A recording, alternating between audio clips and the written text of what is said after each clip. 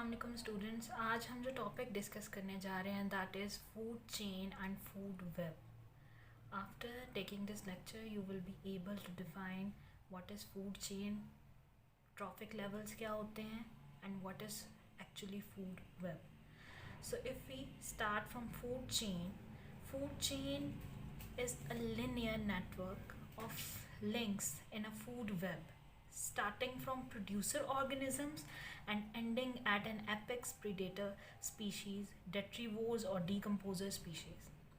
कोई भी food chain जो है वो प्रोड्यूसर ऑर्गेनिजम्स, वो ऑर्गेनिज्म जो अपना फूड खुद जनरेट कर सकते हैं, खुद प्रोड्यूस कर सकते हैं, उनसे स्टार्ट होती है और कंज्यूमर्स पे जाकर ख़त्म हो जाती है।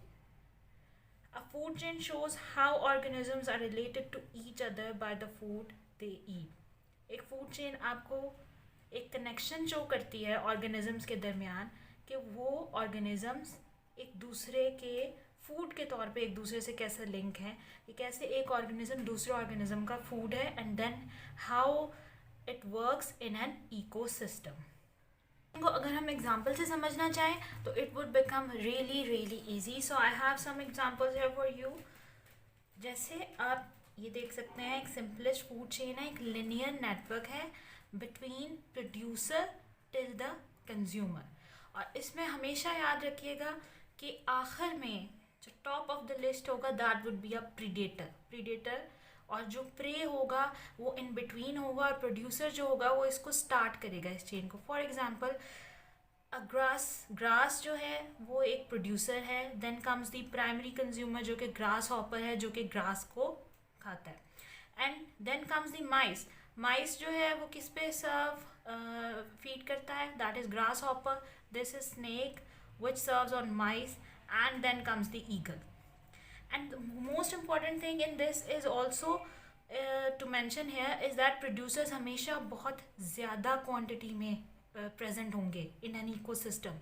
जो एपिक्स पे प्रीडेटर होंगे वो हमेशा लेस इन नंबर होंगे। So that was all about food chain. For the better understanding of food chain we must know what are trophic levels. So trophic levels are basically defined as position of an organism in a food chain and food web. किसी भी organism को आप किस position पे categorise करते हैं food chain या food web में, that is known as its trophic level. अब इन ट्रॉफिक लेवल्स को डिफाइन किया गया है, 5 ट्रॉफिक लेवल्स हो सकते हैं, जिनमें आपके पास सबसे पहले आ जाता है दैट इज एपेक्स पे हमेशा प्रीडेटर्स होंगे। Then comes the tertiary consumers, secondary consumers, primary consumers और फिर प्रोड्यूसर्स। वही बात जो हमने पहले की है। अब प्रोड्यूसर्स क्या होते हैं?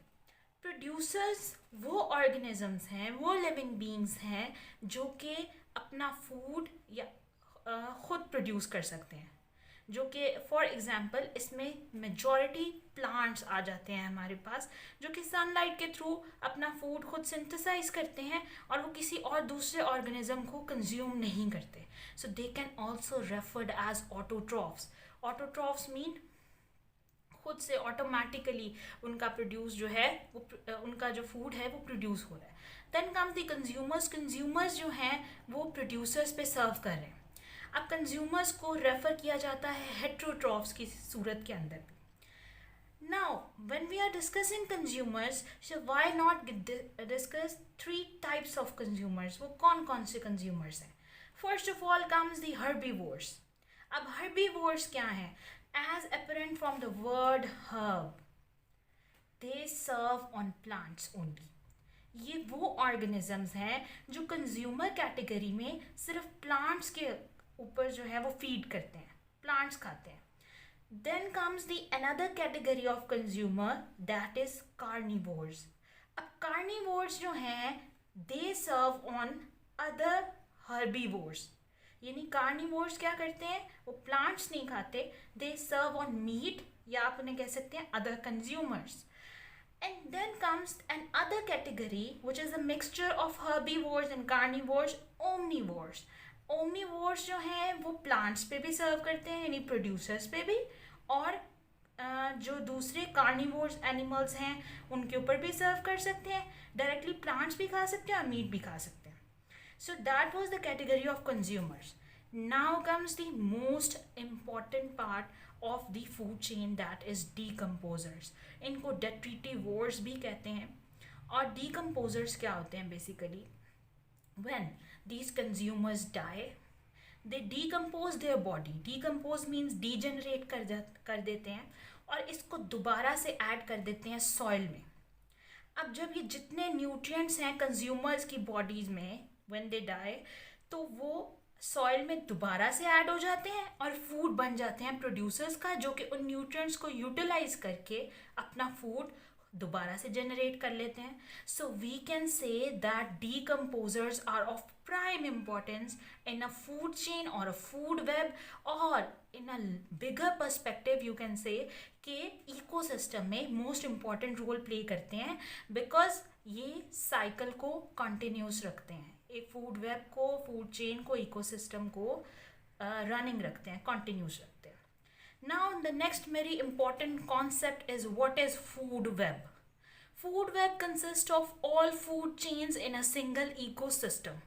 किसी भी इकोसिस्टम के अंदर जितनी भी फूड चेन होंगी उनको आप फूड वेब में कैटेगराइज कर सकते हैं. अब इकोसिस्टम की मिसाल कैसे है? कोई भी ऐसा सिस्टम जिसे बाहर से किसी भी किस्म की, कोई भी ऐसा छोटा सा सिस्टम जिसे बाहर से किसी किस्म की फूड सप्लाई की या न्यूट्रिएंट सप्लाई की ज़रूरत नहीं है. फॉरेस्ट एक बहुत बड़ा इकोसिस्टम है, बट अगर स्मॉलर इकोसिस्टम की बात की जाए तो एक लॉग जो है, एक डैम फॉरेस्ट के अंदर एक लॉग है, यानी लकड़ी का एक टुकड़ा पड़ा हुआ है जिसके ऊपर डीकम्पोजर्स भी सर्व कर रहे हैं, फीड कर रहे हैं, और उसके अंदर जो हैं वो आंट्स, डिफरेंट वर्म्स हैं, फ्लाइज हैं, इसके अलावा मुख्तलिफ बर्ड्स जो हैं उन फ्लाइज को खा रहे हैं. सो वो एक छोटा इकोसिस्टम आप कह सकते हैं जिससे आपको एक्सटर्नल जो है वो न्यूट्रिएंट्स की सप्लाई की ज़रूरत नहीं है. फूड वेब्स जो होते हैं इनके डिफरेंट कैरेक्टरिस्टिक्स हैं जो कि मैं यहाँ पे मेंशन करना ज़रूरी समझूंगी. उसमें है food webs are never straight line.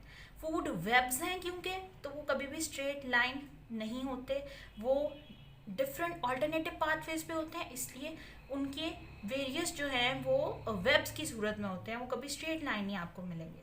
Food web जो होता है प्रोवाइड करता है alternative pathway of food availability, यानी एक कंज्यूमर जो है अगर उसको एक फूड अवेलेबल नहीं है, उस इकोसिस्टम में किसी वजह से शॉर्टेज हो गई है, तो वो दूसरे फूड पे फीड कर सकता है. And then comes the greater alternatives in a food web makes ecosystem more stable. जितने ज़्यादा ऑल्टरनेटिव्स होंगे किसी फूड वेब में, वो इकोसिस्टम उतना ज़्यादा स्टेबल होगा. उसकी क्या वजह है? क्योंकि जब एक ऑर्गेनिज्म वेलफेयर्स नहीं मौजूद आपके फूड के तौर पे अवेलेबल नहीं है, तो आप दूसरे ऑर्गेनिज्म पे जो है वो कंज्यूमर फीड करेगा, और इस वजह से कोई भी कंज्यूमर एक्सटिंक्ट नहीं करेगा, इंडेंजर नहीं होगा, या फूड चेन ख़राब नहीं होगी. So that was all about food web. आप फूड वेब को आप एक डायग्राम से अच्छे से समझ सकेंगे. ट्रॉफिक लेवल्स की जब हमने बात की थी तो इस डायग्राम से आप इसे बहुत अच्छे से समझ सकते हैं. ट्रॉफिक लेवल्स में हमेशा बेस पे प्रोड्यूसर्स होंगे जो कि प्लांट्स होते हैं. See they have 100% of their like production in an ecosystem. Then comes the primary consumers जो total ecosystem का जो है वो 10% constitute करेंगे, और फिर आ जाते हैं सेकेंडरी कंज्यूमर्स जो उनका 1% होंगे, और फिर आ जाते हैं टर्शरी कंज्यूमर्स जो 0.1%, and then apex is the predators. Now if we categorize, जो कि हमारा प्रीवियस नॉलेज था, तो क्या क्या हैं? प्रोड्यूसर्स हो सकते हैं एक फूड चेन के अंदर, then comes the consumers, and then comes the decomposers, और इस तरह ये साइकिल चलती रहती है. फूड वेब में आप यहाँ देख सकते हैं, आप मल्टीपल फूड चेन्स को ट्रेस कर सकते हैं. यहाँ पे आपके पास प्रोड्यूसर्स हैं, देन कम्स दी कंज्यूमर्स, और उसके बाद प्रीडेटर्स जो हैं वो एपिक्स पे आ जाते हैं. फूड वेब की जो खासियत थी that was the alternative pathways, और वो ऑल्टरनेटिव पाथवेज इस तरह से हैं कि मल्टीपल फूड चेन्स हैं. For example here we have a food chain, we have a producer, a consumer and a consumer, and then it will B decompose और फिर से ये एक चेन बन जाएगी. इसके अलावा ये भी चेन हो सकती है that plant goat eats a plant, jackal eats the goat, and then comes the lion. So similar, this is the food chains, a network of food chain which constitutes food web. So dear students, that was all about food chain and food web. If you have any question, you may ask in comments. I will definitely answer. That was all about it. God bless you. Thank you.